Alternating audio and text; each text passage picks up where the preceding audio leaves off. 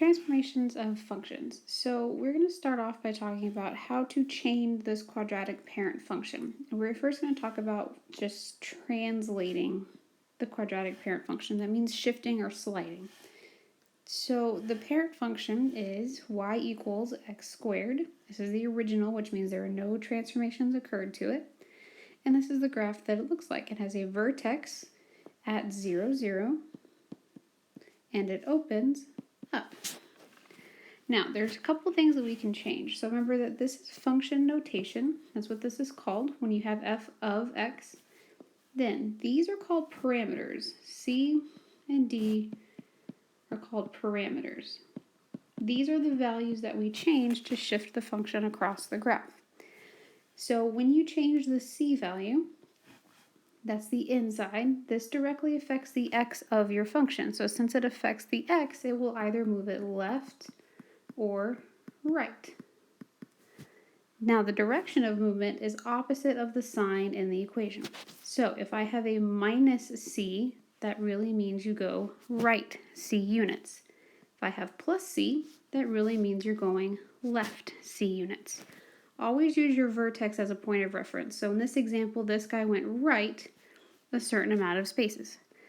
Then, if you change your d value at the end, since he's at the end, and this f of x is just fancy for y, this directly affects the y value of your function, which means you either move up or down.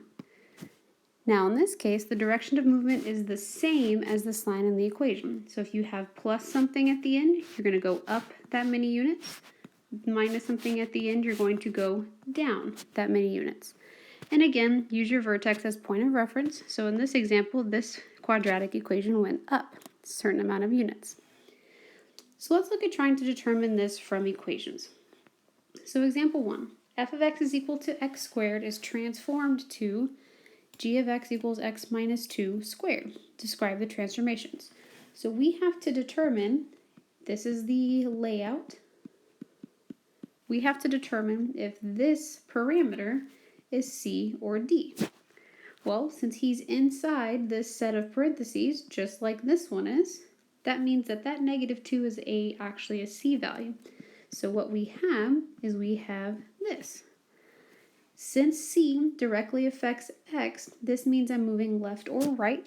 And since it's a minus 2, the insides are always opposite. So since minus 2 is inside parentheses, that really means that this function was shifted right, because right is the opposite of minus 2 units.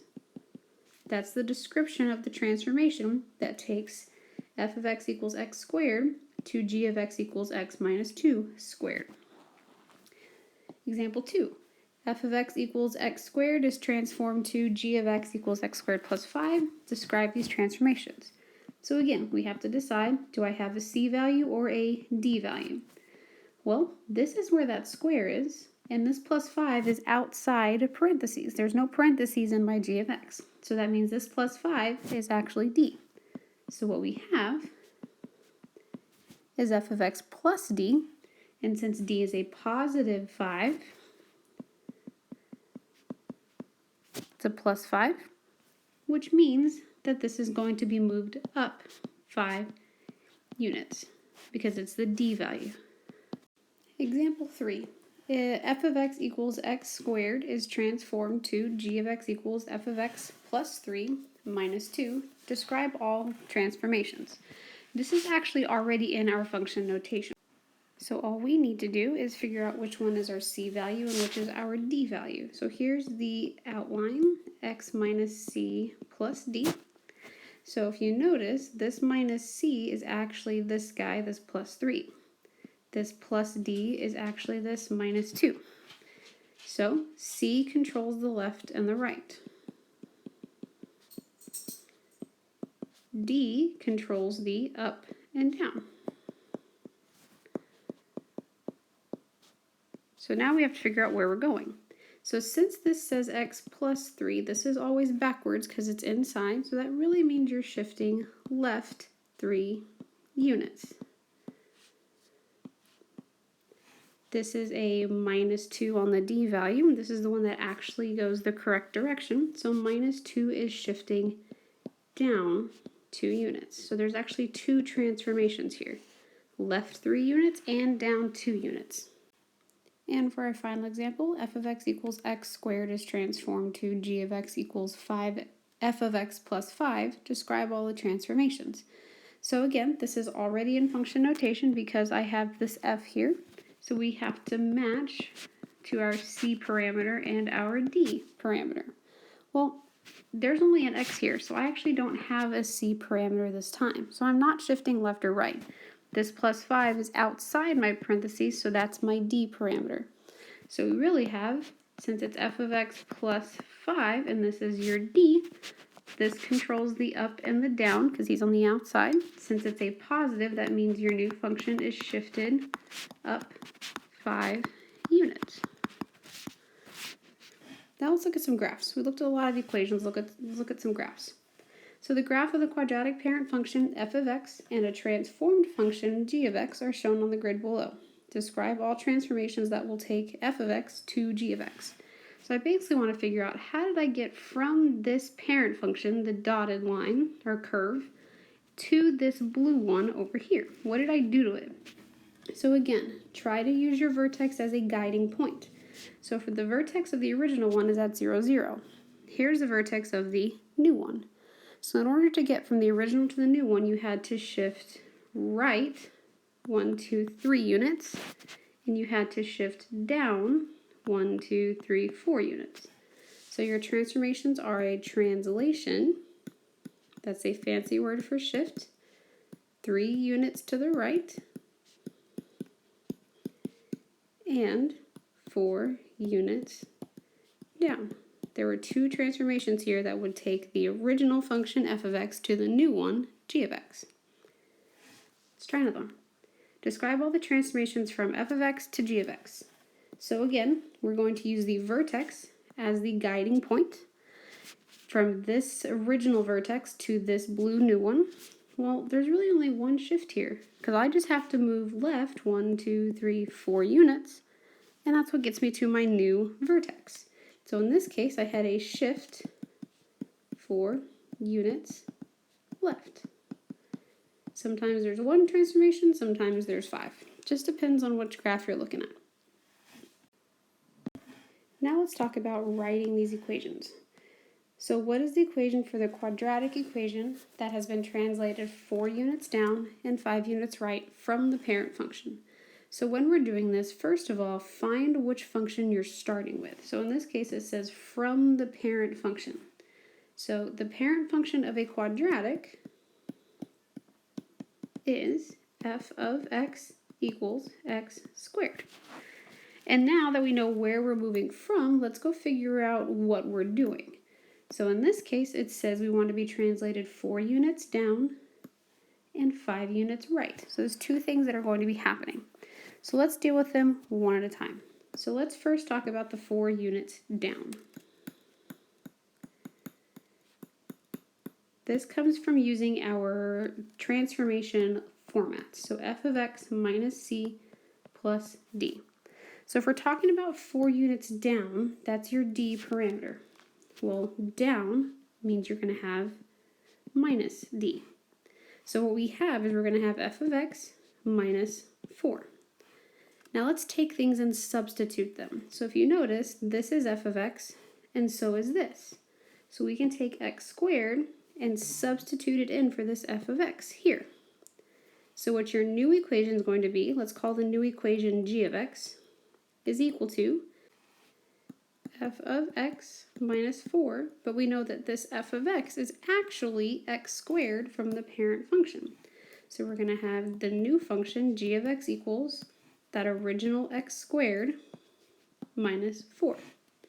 So far this is our transformed function, but we've only done the first transformation. We haven't talked about that 5 units right yet. So now let's talk about the second shift. So my second shift is the fact that we're moving 5 units right.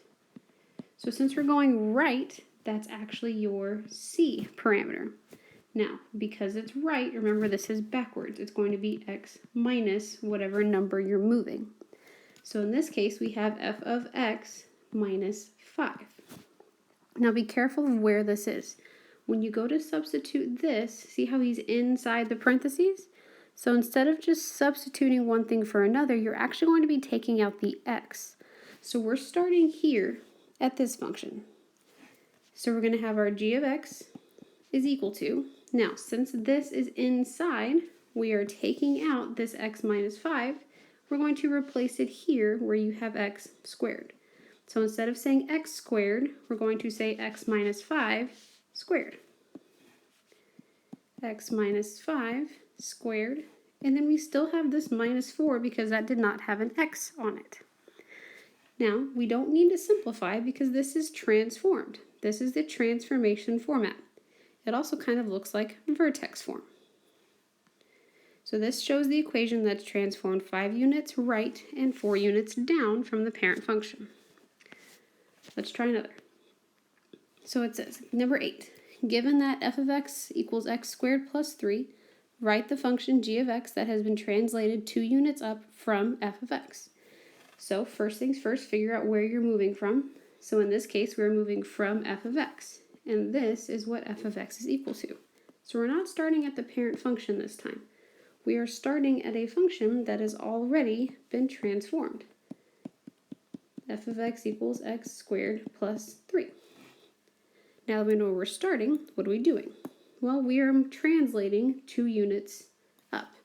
So here's our format for transformations, f of x minus c plus d. We only have one transformation happening. So it says we're moving 2 units up. Well, moving 2 units up, that is the d parameter. And since we're going up, we're going to be plus d. So it's going to be f of x plus 2 because we're moving 2 units up. So our new function, g of x, is going to be equal to f of x, which is originally this. So f of x is x squared plus 3. That's the original. Then plus 2. So these parentheses aren't really necessary because there's a 1 out here in the front that you're going to multiply by. So 1 times x squared makes x squared. 1 times 3 makes 3. And then you still have plus 2. Combine your like terms. 3 plus 2. G of x is equal to x squared plus 5. So this is the new function that is translated up 2 units from x squared plus 3. Example 9. What is the equation for the quadratic parent function with the transformation f of x minus 3 plus 2? So just like before, where are you starting? So in this case, we're starting with the quadratic parent function. So that would be f of x equals x squared. And we're going to transform it into this equation, f of x minus 3 plus 2. So we're going to do some substitution here. So when we substitute, this here is moving inside of my x. So instead of saying x squared, our new function is going to be that x minus 3 on the inside squared. Then this plus 2, since he's on the outside of this f of x piece, he's on the outside of my function. So he's just going to be tagged on the end, kind of like an afterthought. Plus 2. And again, you don't need to worry about simplifying this square because this is your transformation format. These look extremely similar. The only difference is this has a square to represent my function, and this does not because this could be any function. So this is the equation of the transformed function. What is the equation for the quadratic function that has a translation right 1 and up 3 from the quadratic parent function? So where are we starting? We're starting with the quadratic parent function, which is y equals x squared. And what are we doing? So we're moving right 1, and we are moving up 3. So the right 1 is your c parameter, And since it's right, that means it's going to be x minus 1, because the c's are always backwards. Up 3, that's your d parameter. So this means you're going to have plus 3 at the end, because these are the ones that go in the correct direction. So when you substitute c, this goes inside the square.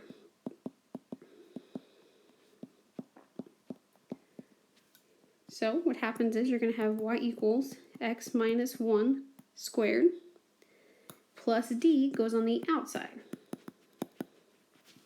as a plus 3. So this is the equation of the quadratic parent function that has been moved 1 unit to the right and 3 units